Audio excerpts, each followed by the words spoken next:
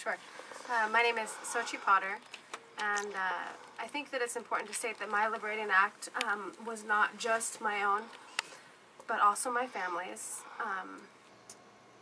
It's something that is a choice, yet none of us remember back hardly ever and think, oh man, I feel like a boy in this girl's body, or I feel like a girl in this boy's body, right? But our child was showing us clearly who he really was, and he is actually she.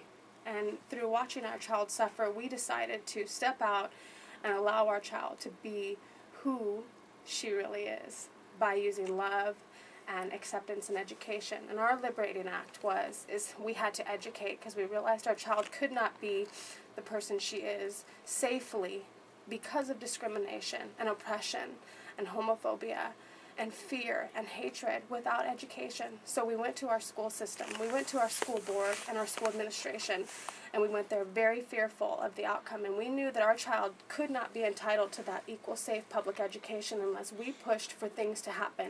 And we pushed for people to educate and to quit being afraid that our child was contagious, something that could be infectious, that teaching the words of the LGBT community, like gay, lesbian, transgender, and bisexual, is a bad word, right? It's a bad word to teach. And we know that that is wrong and that's unacceptable, but we allow society to make these choices. And we went before our school board and we asked for them to be the educators that they made commitments to be, which is to provide an equal and safe education for all children, regardless of differences, right? That's our civil right.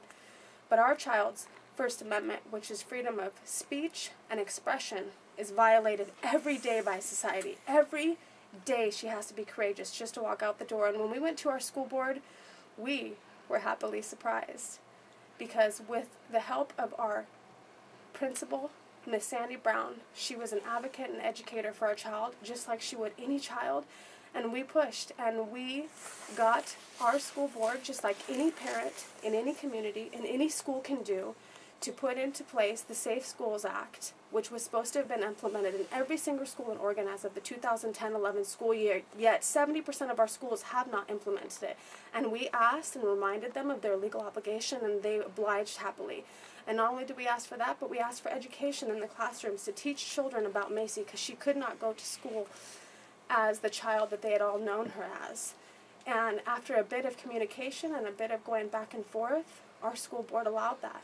And all of our 3rd, 4th, and 5th grade classrooms were educated about our child. And she is now able to go to public education as the person that she really is, freely and happily, and has been well received, all because of the opportunity to educate. That is the whole point. If we can let down our differences and educate love and acceptance regardless of any opinion, because people are who they are, that good things can happen, and children are naturally loving and accepting, but if we do not educate our children fall prey to the statistics, which is 90% of all LGBT students are bullied to a point of even violence. 50% of all teachers do not respond to anti-gay slurs, which other children have to hear.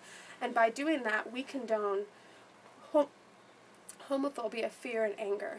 All things that are stirred just off of fear.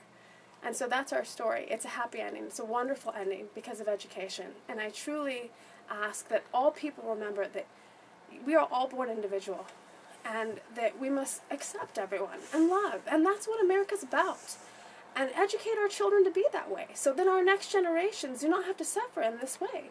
And it's so simple. Education and openness can open so many doors, and that's what we've learned. And we're very thankful for our school district, our school administration, and our school board.